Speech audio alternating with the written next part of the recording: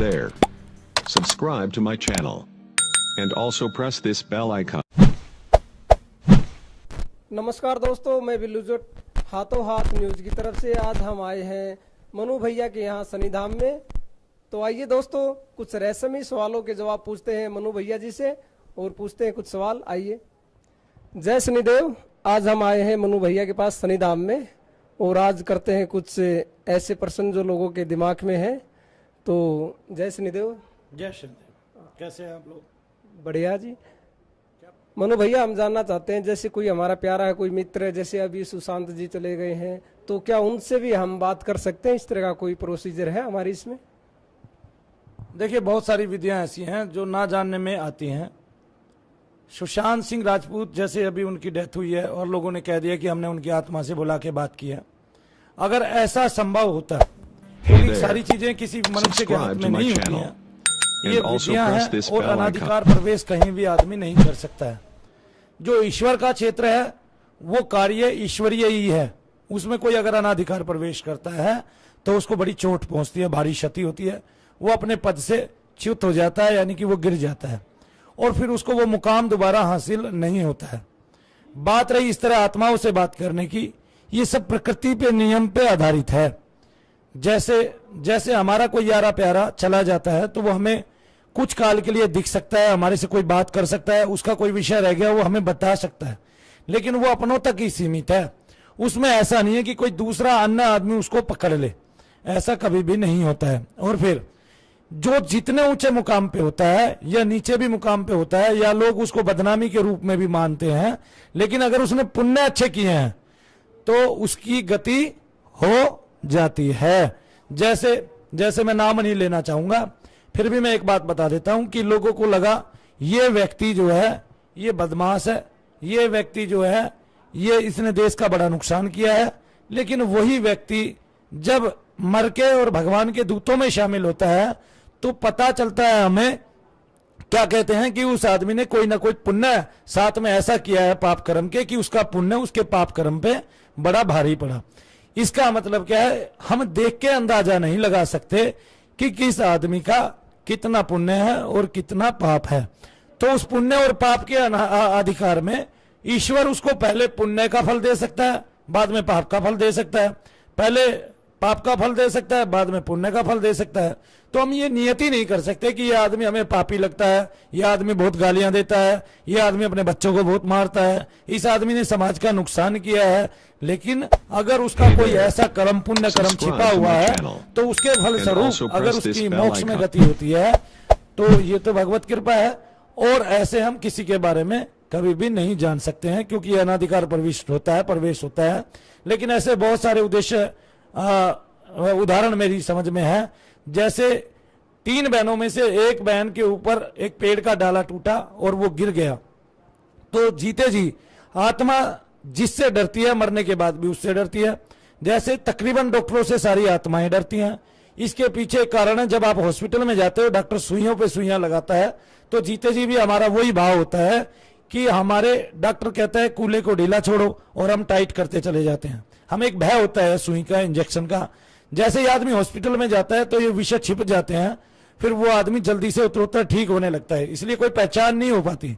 और हमने हर्ष भैया से जो सेवा करानी है वो इसलिए करानी है कि हमें पहचान हो जाए प्रेत अंदर है कि नहीं है। बाद में तो निकाल हम दे ही देते हैं, और जैसे ही निकालते हैं, जैसे मान लिया 300 केस आ गए, आप रजिस्टर करें उन 300 केसों को, और ये 300 नए केस आए हैं भैया जी के पास, फिर उन केसों में गति देखें कि 20 दिन के बाद उनकी गति क्या होती है। आप देखोगे 20 दिन में बहुत सारे केस ठीक हो गए, 20 केस ऐसे रह गए जिनको ज्यादा पीड़ा है, फिर अगले 20 दिन में वो 20 केस भी ज्यादा पीड़ा वाले आधी पीड़ा में बदल गए, और फिर उनमें से भी बहुत कई लोग ठीक हो गए। अब वे 5% रह गए जाके, अब वो 5% अगले 4 महीने में ठीक हो रहे हैं। टोटल मिला के 6 महीने के अंदर सारे लोग ठीक हो गए। आप इस तरह से गति चेक कर सकते हैं। और अगर इतने लोगों को एक साथ मानसिक परेशानी हो और लोग खप्पर भरते हो या झूठा वो करते हो, दुष्प्रचार करते हो, महिलाएं अपने पतियों से बचने के लिए करती हो, तो एक गलत बात है। हम समाज को ऐसे पीड़ा नहीं दे सकते, अपने गलत विचार को ऐसे एक्सप्रेस नहीं कर सकते, इसलिए लोग इसको कभी भी नहीं मानेंगे। मैं ये काम कर रहा हूं तो इसमें पुलिस वाले भी आ रहे हैं, फौजी भाई भी आ रहे हैं, और इसमें सारे के सारे लोग मेरा साथ दे रहे हैं, अपने घरों को ठीक करा रहे हैं, अपनी पत्नियों को ठीक करा रहे हैं, उनकी मैंने बहुतों की वीडियो भी बनाई है, लेकिन मैं नहीं चाहता कि अब मैं किसी की वीडियो बनाऊं। लोग आए, एक दूसरे को ठीक हो वो दूसरे को बताएं, क्योंकि हमारी गणक रूप में प्रसिद्धि होनी है। और ये हमें वरदान मिला है, हमारी जन्मपत्री में लिखा है कि हमें इस प्रकार से हमारी गणक रूप में प्रसिद्धि होगी। और भगवान स्वयं आए, हमें दर्शन दिया, शनिदेव महाराज की कृपा हुई। ऐसा किसके साथ होता है?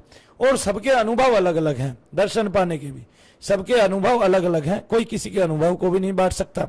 अब आप जितनी बातें पितरों के बारे में पूछते हैं, तो पितर और प्रेत तो एक होते हैं, ये बात तय हो गई। बस ये है कि अभी वो अपने घर वालों को परेशान नहीं कर रहा, दूसरों को परेशान कर रहा है, तो अब वो पितृयोनि में नहीं है, प्रेत योनि में है। और जो अपने घर वालों को परेशान कर रहा है वो पितृयोनि में है, उसको हम पितर बोलते हैं। हम जब इनकी पूजा देते हैं, भोग देते हैं, तो ये शांत रहते हैं।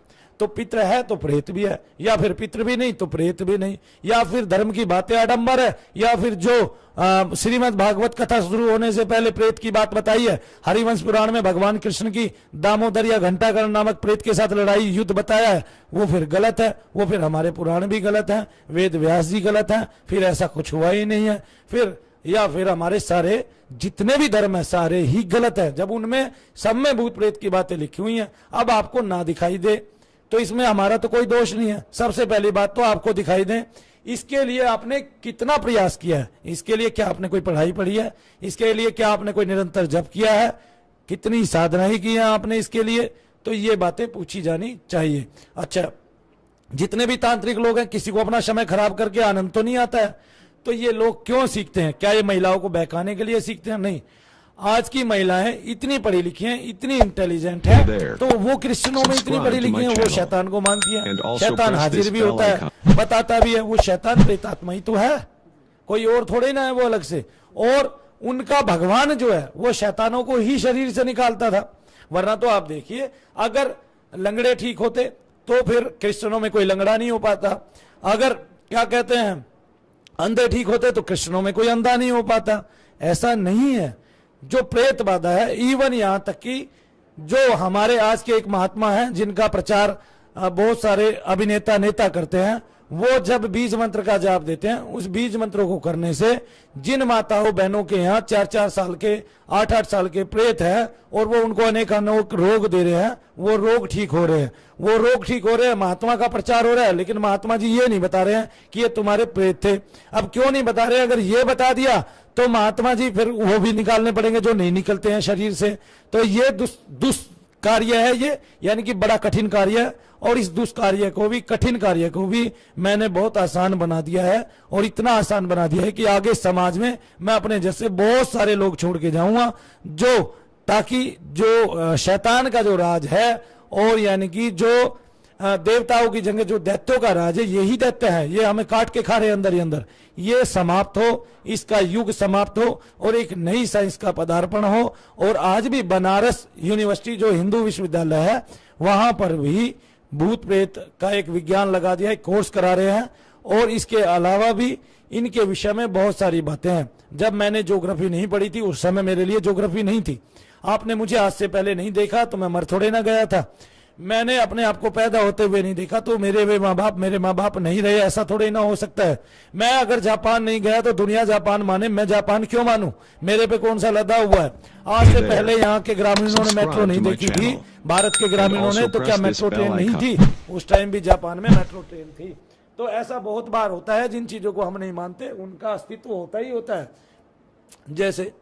जैसे अब बल्ब ना होने से पहले किसी ने यहाँ रोशनी नहीं देखी थी, और इस तरह की लाइटों की सुविधा ना होने से पहले कोई ये तो नहीं कह सकता था ये खत्म हो गई, ठीक है ना, किसी को ये पता ही नहीं था। अब भारत तो पहले से ही था, उसका अस्तित्व पहले से ही था, तो खोजा क्यों गया? क्योंकि दिखता नहीं था, इसलिए खोजा गया। वरना वास्को डी गामा के नाम ये रिकॉर्ड कभी नहीं होता कि भारत के अस्तित्व को खोजा गया, क्योंकि भारत तो पहले से ये तो सनातन है। हमारे तो ग्रंथ भी इतने पुराने हैं कि अमेरिका में एक भी ग्रंथ नहीं मिल सकता। हमारा तो कागज पत्र भी वो इतना पुराना है कि अमेरिका में ऐसी एक भी मूर्ति कला नहीं मिल सकती, इतनी पुरानी। हमारे तो यहाँ क्या कहते हैं, वो भी इतनी पुरानी है, जो जमीन के अंदर मट्टियां हंडियां और वो मिलते हैं कि उनका अस्तित्व भी नहीं था तब का। चूड़ी के महीने भी इतने पुराने हैं कि वो लोग सोच ही नहीं सकते।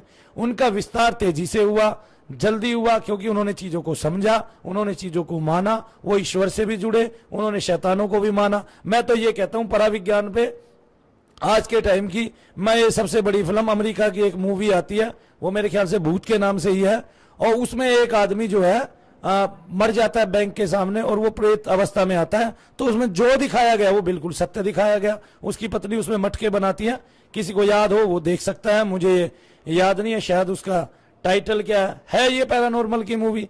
तो ऐसा नहीं है कि हम इस चीज को नकार दें, और नकारने का कोई औचित्य भी हमारा नहीं है, वरना इतना संसार पागल नहीं हो जाता।